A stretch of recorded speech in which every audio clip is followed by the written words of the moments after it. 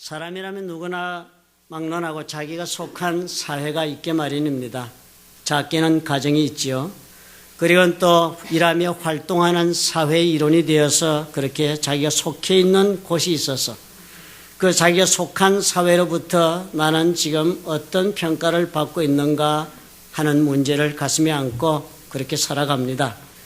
그 평가에 대해서 자기가 스스로 내리고 있는 그 자신의 평가에 관해서 혹은 또 남들이 내리고 있는 평가에 따라서 나는 행복하다 그렇게 생각하기도 하고 또는 불행하다 하면서 살아가는 모습이 대부분의 사람들의 사는 일상의 모습입니다. 쉽게 말하면 남들이 나를 보고 무엇라 하는가 우리는 이 생각에 대단히 좌우되면서 살아가는 것입니다. 그래서 만약에 남들이 나를 인정해주고 그리고 또 나를 받아준다 그런 생각이 들면 자신감도 생기고 또 떳떳해지고 그래서 행복하게 살 수가 있습니다. 그러나 만에 하나라도 남들이 나를 형편없다 그렇게 평가를 내리고 있다. 그래서 남들은 나를 무시하고 있다. 그래서 나를 받아들이지 않고 저렇게 외면하고 있지 않는가 하는 생각이 들면 버림받았다는 생각 때문에 대단히 자신이 수치스럽다 하는 생각도 들게 되고 그래서 괴로워하면서 심한 경우는 스스로 목숨을 끊고 마는 사람도 생기는 것입니다. 예전에 일본에서는 흔히 있었던 일로 우리가 많이 들어왔던 사무라이들의 할복 자살 이야기도 사실 이런 맥락에서 일어났던 일이었던 것으로 우리가 해석할 수 있습니다. 가문의 수치를 안기는 사람이 되느니 차라리 그런 부끄러운 사람이 되느니 목숨을 끊는 것이 낫다 하는 것이지요. 국가에 수치를 안기게 되었으니 얼굴을 들고 살 자격이 없으니까 할복한다 이런 것입니다. 이런 사회적인 행동 양태를 가리켜서 우리는 수치 문화라 그렇게 부릅니다. Shame culture. 인간이 에덴 동산에서 선악과를 따먹은 이후에 우리 인간들에게는 독특한 두 가지의 정신적인 요소가 생기게 됩니다. 하나는 죄의식이에요. 하나님의 말씀을 어기고 죄를 지으면서 선악과를 따먹었으니까 우리 속에 깊이 죄의식이 자리 잡기 시작을 했습니다. 그 이후로 또 다른 하나는 그런 죄를 지은 자신에 대하여 부끄럽게 여기는 수치심이 우리 마음을 사로잡고 그래서 두려워하며 사는 모습이 있습니다. 성경 창세기를 여러분 읽어보시면 그렇게 기록되어 있잖아요. 아담이 선악과를 따먹는 죄를 지은 후에 두 사람의 눈이 갑자기 밝아지면서 몸이 벌거벗은 줄을 알게 되고 그래서 수치스럽게 생각하여서 나뭇잎으로 몸을 가렸다고 그랬습니다. 그리고는 하나님이 두려워서 두 사람은 나무 뒤에 몸을 숨기고 말았습니다. 죄의식 때문이었습니다. 사회가 이런 죄의식에 근거하여 운영이 되고 있는 사회에 우리가 속하여 살게 되면 우리는 언제나 내가 지금 하고 있는 이 행동이 옳은가 아니면 잘못된 것인가 이것을 따져가면서 우리가 살아가게 됩니다. 선과 악에 대한 판단이 내 삶에 대단히 중요한 잣대가 됩니다. 그래서 죄를 지으면 마땅히 그 죄에 대한 판단을 받고 그리고 격리되고 그리고 벌을 받는 것이 정당하다 하는 그런 사회가 되고 맙니다. 그러나 수치 문화에 근거하여 운영되고 있는 사회에 우리가 일원이 되어 살게 되면 그런 모든 것보다도 사회가 나를 지금 어떻게 바라보는가에 따라서 모든 것이 결정됩니다. 선과 악을 따라서 결정하는 사회가 아니라 그 사회가 나에 대하여 기대하고 있는 것을 나는 얼마나 충족시키고 있는가 그것을 가지고 만약에 내가 그 기대에 부응하지 못하면 부끄러운 존재가 된다 하는 그런 판단 속에 살게 되는 것입니다. 그러니까 수치 문화에 속하여 사는 사람들은 남들이 나를 지금 어떻게 보고 있는가가 삶에 대단히 중요한 기준이 되고 맙니다. 최근에 들어와서도 우리 한국의 어느 전직 대통령이었죠. 부엉이 바위에서 뛰어내린 이유도 무엇이었습니까? 수치심 때문이었습니다. 또 최근에 어느 대기업의 부회장이라는 사람이었던가요? 그 사람도 검찰의 수사를 받게 되니까 스스로 목숨을 끊었다고 우리가 신문에서 보았습니다. 아마 본인이 검찰에 가서 입을 열어 회사에 막대한 손실을 끼치면 회사의 간부로서 그런 회사에 손해를 끼치는 것은 부끄럽고 씻을 수 없는 수치가 된다 그런 생각이 들었으니까 그런 수치 속에 사느니 차라리 죽는 것이 낫다 해서 죽은 것입니다. 그런데 이제는요 이제는 이런 일, 수치심 때문에 목숨을 끊는 일이 어떤 특정한 사람들에게나 한정되는 그런 시대가 아니라는 것입니다. 바로 우리가 요즘 흔히 쓰고 있는 소셜미디어 때문이라고 합니다. 앤디 크라우치라는 사람이 크리스티애니티 투데이의 기관 에세이에서 이렇게 말을 했어요. 수치 문화 속에서 살면 당신은 당신이 속한 사회가 당신에 대하여 말하는 것에 따라서 당신이 옳고 그른 것이 결정받는다. 죄의식의 문화 속에서는 내가 나쁜 일을 했다고 생각하고 판단하는 것이 중요한 잣대가 되지만 수치 문화 속에서는 사람들이 나를 나쁘다면 나쁜 사람이 되고 좋다면 좋은 사람이 되는 것으로 나는 그렇게 살아가게 된다. 그렇게 말을 했습니다. 그런데 요즘 소셜미디어가 어때요? 이 소셜미디어, 소위 우리가 잘 아는 페이스북 혹은 또 트위터 혹은 인스타그램 아니면 여러분들이 잘 쓰고 있는 요즘 카카오톡 뭐 이런 것들 통틀었어요. 이것들을 다 소셜미디어라고 부릅니다. 그런 소셜미디어는요, 이제는 어느 한두 사람만 하는 것이 아니라 도처에 편만에 있습니다. 그래서 이 앤디 크라우치라는 사람이 그랬습니다. 소셜미디어에 omnipresence의 성격이 있다는 거예요.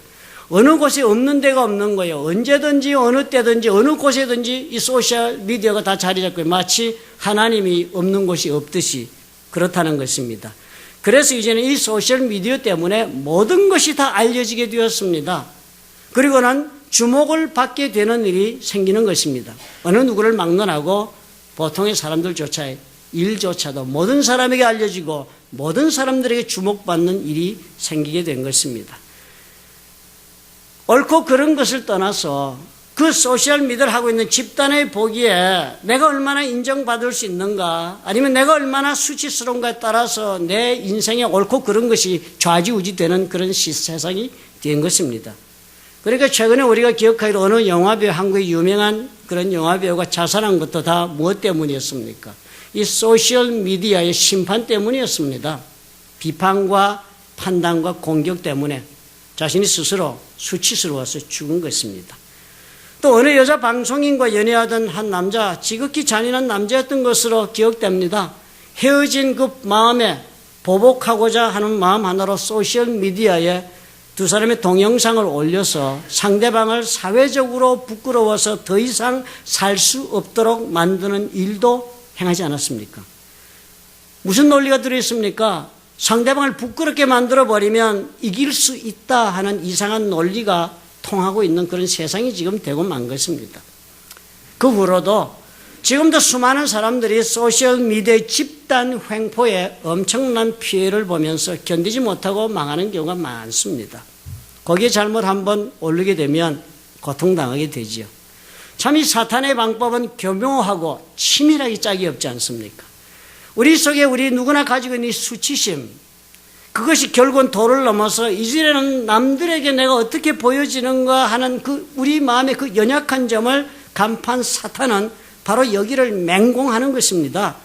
옳고 그런 것을 따지기도 전에 아니 뭐 따질 시간적인 그런 여유도 다 빼앗아 버리고서는 바로 수치스럽게 여기도록 그렇게 만들어만 버리면 약한 사람은 그냥 쓰러지고 맙니다. 우리는 그래서 생각해 보아야 해요. 나는 지금 어떤 문화에 끌려서 살고 있는 사람인가 생각해 보셔야 합니다.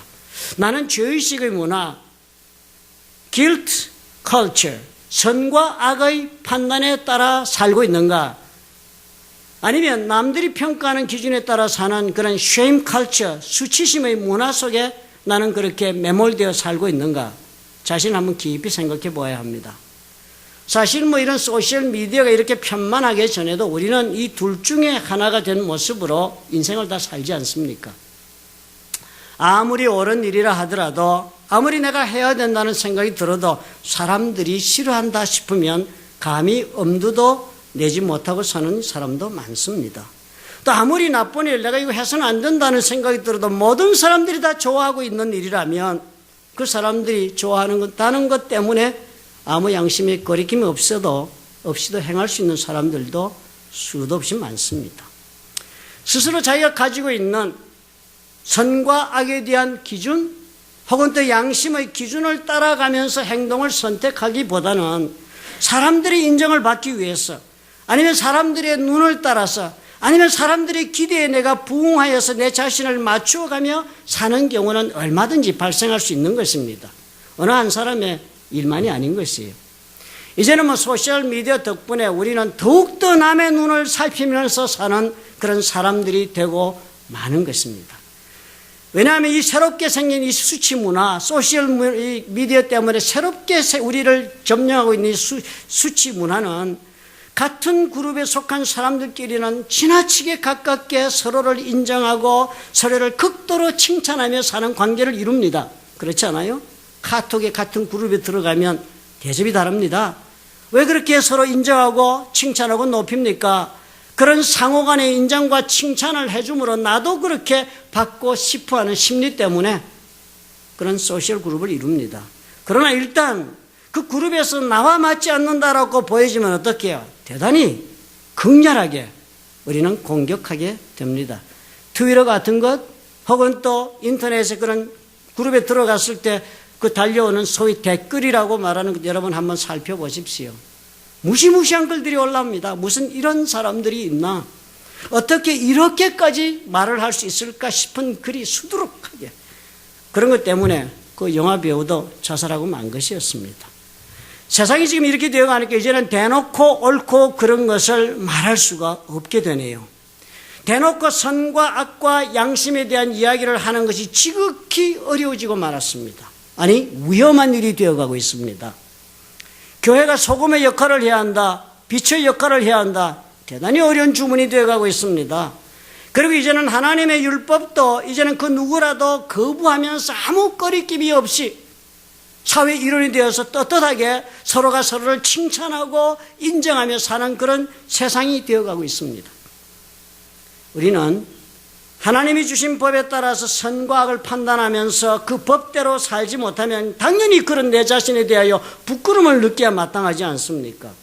그런데 그렇지 못하고 세상 사람들이 말하는 대로 살지 못하면 그것이 부끄러워 견디지 못한다면 이런 모습은 하나님의 자녀들의 살아가는 모습이라고 할 수는 전혀 없는 것입니다.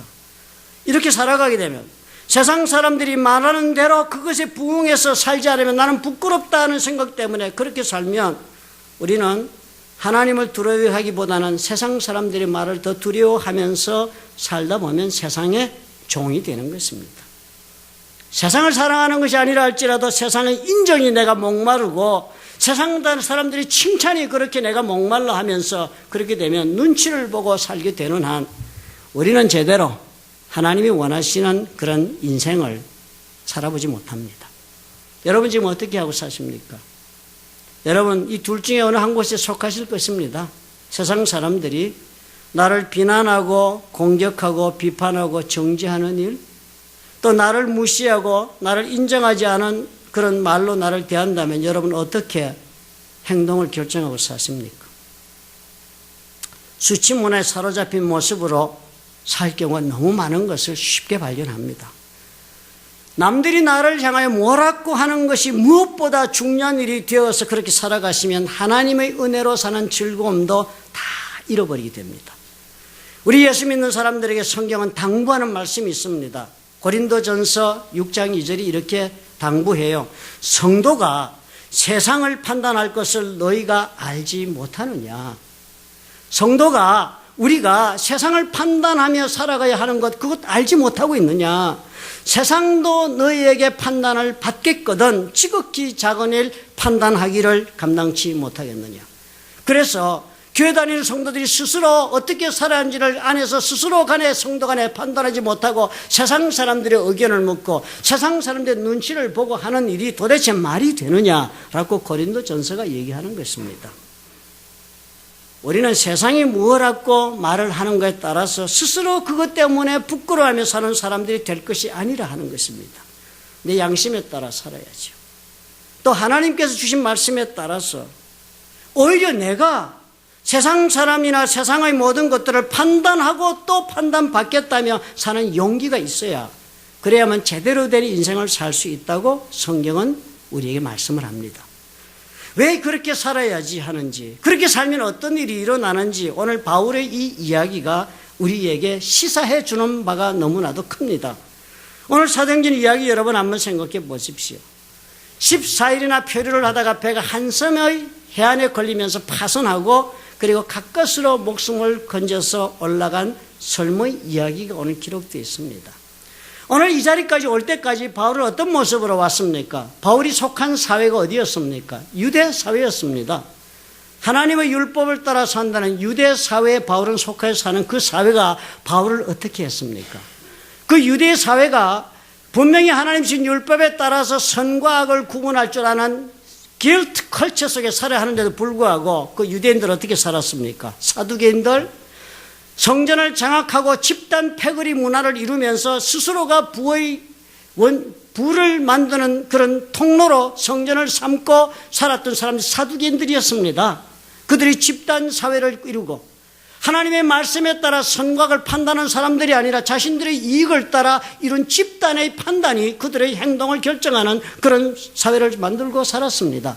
바리새인들은 또 어땠습니까? 하나님 앞에서 신앙인으로서 사람들이 우리가 과연 어떤 신앙인이라고 보고 판단할까 하는 것이 그들의 판단의 기준이었습니다. 바리새인들.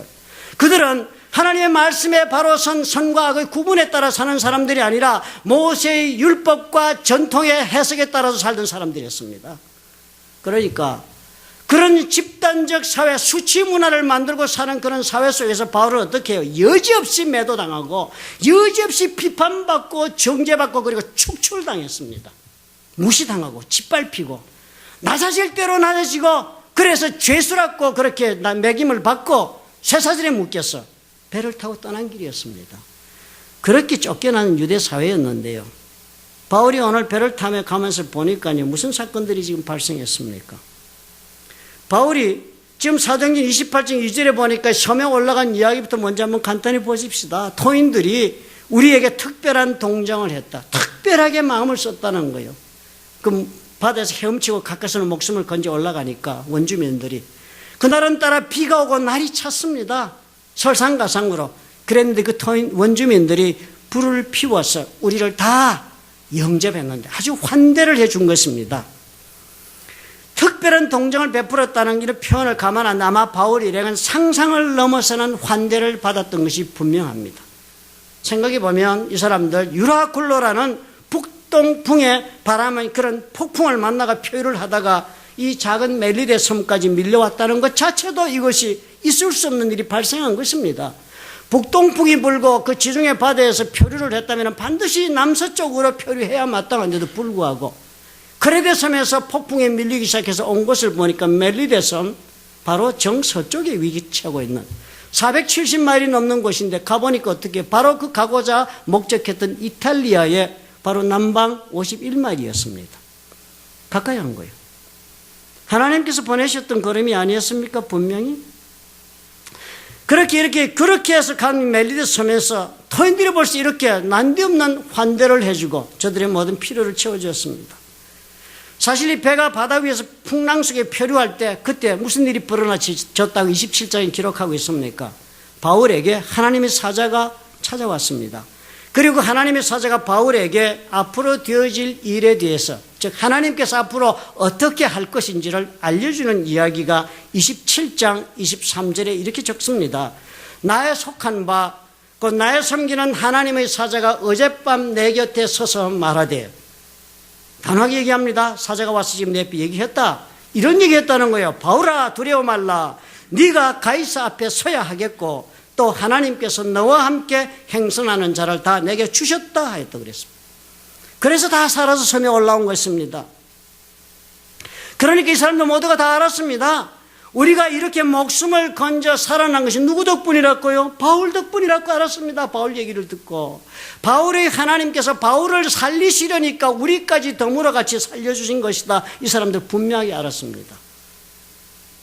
바울은 비록 죄수의 몸으로 배를 타고 가고 있었지만요. 이런 일로 해서 모든 사람들에게 놀라운 영적 권위를 부여받게 됩니다. 또 이미 천부장은 어땠습니까? 이미 이런 바울의 모습을 처음부터 배에 타고서부터 바울의 영적 권위를 인정하고 순종하며 따라오던 사람이 천부장이었습니다. 그런 천부장이기 때문에 위기의 순간이 올 때마다 바울의 충고를 그대로 의심하지 않고 따릅니다. 31절에 보면 27장 31절에 바울이 백부장과 군사들에게 이르되 이 사람들이 배에 있지 아니하면 너희가 구원을 얻지 못할 것이다. 바울이 얘기하니까요. 이 말을 듣고는 곧장 이에 군사들이 거룻줄을 끊어 떼어버리니라. 바울의 지시를 따라 조치를 금방 합니다. 그리고 또 배가 깨어질 때 모습을 성전에 이렇게 적습니다. 27장 32절에 군사들은 죄수가 헤엄쳐서 도망할까 하여 저희를 죽이는 것이 좋다 하였다.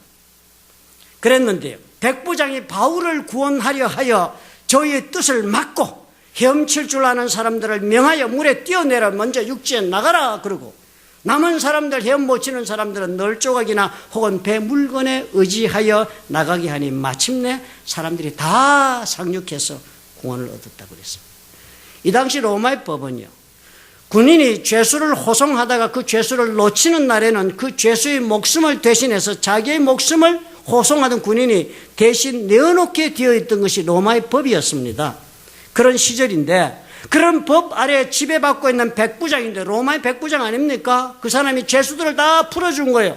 이거 무슨 행동을 한 것입니까? 놀란 결단을 했는데 그 이유가 무엇이었습니까? 간단한 단 한 가지 이유 때문이라고 성경이 적습니다. 바울 때문이라고. 바울을 어떻게든지 살려야 하겠다는 생각 때문에 이 바울을 살려내기 위해 천부장무한 거예요. 자기의 목숨을 내놓은 것입니다. 이 정도로 바울을 존경하고 섬기고 높이는 사람이었습니다. 바울이 지금 로마로 가는 배 죄수의 몸으로 쇠사슬에 묶여가고 있는데요, 유대인들이 보기에는 우리가 배척해서 저를 죄인을 만들어 맞은 사람 되고 핍박받고 심판받는 자에 밀었다고 생각했는데 엉뚱하게 가는 걸음을 보니까 어때요? 전혀 다르지 않습니까? 유대사회는 수치문화의 사회였어요. 그 판단의 기준이 세상 사람 눈이니까. 그렇지만 바울은 그것 수용하지 않았습니다. 하나님께서 어떻게 판단하느냐가 중요한 것이 아니라 사람들이 나를 어떤 신앙인으로 보냐, 사람들이 나를 어떻게 보느냐, 이것이 중요한 잣대로 사는 사람들과 바울은 전혀 달랐습니다. 바울은 이런 유대인들의 판단에 전혀 개의치 않았습니다. 세상 사람이 나를 뭐라고 하든지 간에, 그 유대인들이 뭐라고 하든지 간에 전혀 개의치 않았습니다. 무슨 대접을 하든지 무슨 고통을 주든지 개의치 않았습니다. 바울은 하나님의 법에 따라서 옳고 그런 것을 판단하며 살았지 한 번도 사람들의 판단에 따라 좌지우지 되지를 않았습니다. 그래서 죄수의 몸으로 배를 탄 것이니까요.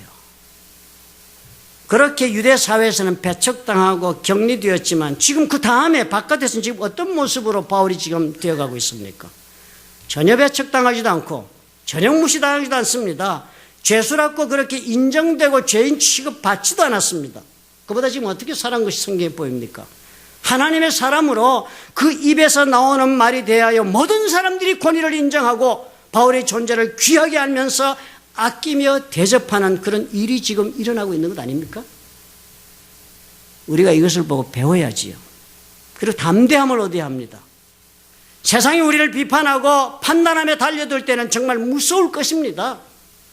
그리고 어떻게든 이 사태를 무마하고 싶어서 우리는 신속하게 손을 내밀어 타협이라도 하고 싶을 것입니다. 직장에서 그렇고 사업하면서도 그렇고 누구 하나라도 나에게 손해를 줄 것 같으면 우리는 무릎 꿇기를 주저하지 않습니다. 그러나 우리가 예수 믿고 하나님의 능력 가운데 살기를 원한다면 그런 세상의 눈 때문에 심약해져서 그래서 굴복하고 타협하고 만다면 그것으로 우리는 세상의 종이 되어 지배받고 만다는 사실을 기억해야 합니다. 그리고 그 결과는 파멸이에요. 바울을 한번 보십시오. 하나님께서 세상의 판단과 사람들의 눈을 두려워하지 않고 믿음으로 옳고 그런 것을 따라서 살아가는 바울은 하나님께 함께 하셨습니다. 바울이 망하지 않은 것은요, 하나님 덕분이었습니다. 바울의 능력이 아니었습니다. 바울이 망하지 않은 덕분에 또 어떻게 해요? 바울과 함께하는 많은 사람들도 망하지 않았습니다. 소셜미디어 시대를 우리는 피할 수 없이 살아가고 있습니다. 누구 하나 이 파도처럼 우리에게 밀려 들어오는 새롭게 지금 만들어지고 있는 수치 문화를 거스르기가 어렵게 됐습니다. 그 어느 때보다 남들이 하는 말이 두려워졌습니다. 남들이 나를 바라보는 눈이 따갑습니다. 또 그런 것들 때문에 나는 심약해지기 쉽습니다. 그런 것 때문에 조금이라도 나는 내 몸을 숨기고 그리고 움츠리고 피하고 싶다는 생각에 지배받기 쉽습니다. 아니면 남들로부터 인정도 좀 받아야겠다, 환영받고 그리고 함께 누리고 살고 싶다는 그런 것 때문에 자신의 속마음을 애써 숨기고서 전혀 다른 모습으로, 위선의 모습으로 사람들과 교제를 동일한 선상에서 나누며 살 수도 있을 것입니다. 그러나 꼭 한 가지를 기억해야 해요. 우리는 하나님께서는 옳고 그른 법에 따라 행동을 선택하지 않고 사람들의 눈을 따라서 행동을 선택하는 사람들과는 결코 함께하지 않는다는 것을 우리는 다 기억해야 합니다. 무슨 일이 있든지 어떤 어려움이 있든지 늘 하나님의 말씀에 비추어 행동을 선택해야만 하나님의 도우심을 받을 수가 있습니다. 바울이 지금 그런 길을 걸어온 것이 아닙니까? 그뿐 아니라 하나님은 하나님의 법에 따라 옳고 그른 것을 선택하며 따르는 사람과 함께 하시고 역사할 뿐만 아니라 그 사람을 많은 사람 앞에서 더욱더 높이신다는 사실을 주목하시기 바랍니다. 결코 사람이 낮출 수 없는 위치까지 하나님 높이시고 보호하신다는 사실을 여러분 주목하셔야 해요. 오늘 사건을 여러분 더 읽어보십시오. 28장 3절 이후에 원주민의 이야기 나옵니다. 날씨가 춥고 비가 와서 모두 젖은 몸이 되어서 불을 피우기 시작했습니다. 바울이 거둡니다. 한 문나무를 걷어 불에 넣었는데 그 불이 뜨거우니까 그 나무가 뜨거움을 인하여 독사가 그 속에 있다가 나와서 바울이 손을 물고 있는지라 토인들이 깜짝 놀라고 보았습니다. 이 짐승이 그 손에 달림을 보고 토인들끼리 얘기를 했습니다. 아, 이 바울은 진실로 살인한 자로다. 바다에서는 어떻게 구원을 얻었는지 모르지만 정의가 이 사람을 살지 못하게 지금 만드는구나. 즉 하늘이 심판을 내리고 있다. 원주민들이 그렇게 판단한 것입니다. 그런데 어떤 일이 벌어지겠습니까? 저들의 눈앞에서 바울이 그 짐승을 불에 떨어뜨리며 조금도 상함이 없더라. 지켜보았습니다. 그가 붙든지 이제 뱀에 물렸으니까, 독새에 물렸으니까 붙든지 혹 갑자기 엎드려져 죽을 줄로 저희가 기다렸더니 오래 기다려도 그에게 아무 이상이 없음을 보고 돌려 생각하여 말하되 신이다. 원주민들 바울을 보고 이제 뭐라 그럽니까? 사람의 차원을 넘어선다는 거예요. 신이라는 거예요. 그 어느 누구도 바울을 어떻게 해요? 그 높은 자리에서 끌어내릴 자는 아무도 없는 존재가 됐습니다. 바울이. 하나님이 그 자리까지 높이신다는 거예요. 세상을 두려워하지 마시기 바랍니다. 하나님의 이 법칙을 알고 담대히 살아갑시다. 세상 사람들이 무엇라고 하는 것 때문에 그 눈 의식하고 사는 것이 전부가 되면 낮아지는 것뿐만 아니라 짓밟히고 맙니다. 하나님을 믿고 옳고 그른 법을 따라 내가 살아가다 보면 세상 사람들이 날 인정하지 않고 판단하고 끌어내리고 그래서 두려움이 있을 것입니다. 그러나 하나님 말씀하고 계세요. 베드로전서 5장 6절에 그러므로 하나님의 능하신 손 아래서 겸손하라. 때가 되면 너희를 높이시리라. 겸손한다는 말이요, 자기 생각 다 내려놓고 하나님께 맡기라는 뜻입니다. 바울이 오늘 그런 삶을 살고 있지 않아요. 사람들은 한정없이 바울을 끌어내렸어. 한정없이 미워하고 한정없이 비판하고 한정없이 짓밟고 손가락질 받고 그랬지만 그렇다고 해서 바울이 그렇게 짓밟힌 인생을 살지는 않았습니다. 유대인들은 바울 무시하고 조롱하고 배척했지만 로마의 백부장 그리고 멜리데서 사람들 모두가 어떻게 해요? 바울을 귀하게 대접했습니다. 신이라고까지 생각하며 그를 높이고 존중했습니다. 사랑하는 성도 여러분, 세상의 법도를 따라 세상 사람들과 어울리면서 한 통속이 되어 살아가는 것을 무엇보다도 두렵게 여기며 한번 살아보십시오. 세상은 아마도 우리가 세상이 원하지 않는 다른 선택을 하는 순간부터 우리를 비웃고 그리고 우리를 배척하고 공격할 것입니다. 그러나 한 가지, 세상이 나를 버리는 것 같아도 하나님의 손 안에서 나는 귀한 존재가 됩니다. 그리고 하나님의 허락하는 사람들과 함께 하나님의 뜻을 따라서 귀하게 쓰임받게 된다는 것을 여러분 잊지 맙시다. 오늘 바울 섬에서 신이라 여김을 받는 바울이 되었는데 그것으로 이야기가 끝이 나지 않습니다. 28장 7절에 바울이 신이라 그렇게 높임을 받고 인정받고 그렇게 귀한 존재가 되자 그 다음에 바울에게 또 다른 일이 징계가 됩니다. 그 섬에서 제일 높은 사람 버블리의 부친이 열병이 들었다고 그랬습니다. 바울이 들어가서 기도하고 그에게 안수해서 병을 낫게 합니다. 그리고서 섬 가운데 다른 병자들도 모두가 다 어떻게 해요? 바울의 손으로 고침을 받는 역사가 일어납니다. 엄청난 사건 아닙니까? 바울이 이렇게 하나님 능력 가운데 쓰임을 받게 되자 모든 문제는 일시에 다 풀어졌습니다.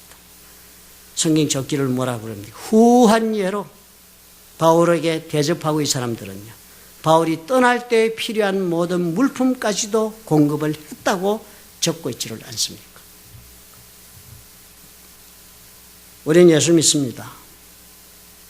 우리 하나님은 우리에게 기준을 주셨습니다. 이렇게 살아라. 우리는 그러므로 우리는 쉐임 컬처에 더 이상 머물러서 허적거리고 있을 이유가 없습니다. 우리는 길트 컬처, 옳고 그런 것을 판단해가며 사는 그런 사람들이 될 수 있습니다. 세상을 두려워하면서 여러분, 경제적인 이득이나 사회적인 인정이나 혹은 패거리의 기쁨 때문에 사람들의 인정이나 칭찬에 여러분 목말라 하지 맙시다. 그것보다는 오히려 세상에 나를 보고 무엇을 하는가 그것에 연연하기보다는 하나님은 나를 어떻게 보실까? 하나님은 나를 어떻게 판단하실까? 하나님 그래서 내가 어떻게 행동하기를 원하실까? 그래서 나는 지금 어떻게 해야 할까를 걱정하며 살아갑시다. 그렇게 하실 수 있다면 주께서 저와 여러분 높여주십니다. 하나님의 때에. 그리고 주께서 세상 사람이 감히 우리를 허물지 못하는 그런 자리까지 높이시고 주님께서 모든 필요가 부족함이 없도록 채워주는 그런 삶이 되도록 반드시 허락해 주실 것입니다. 믿으시면 여러분 아멘 하시기 바랍니다. 사랑이 많으신 아버지 감사합니다.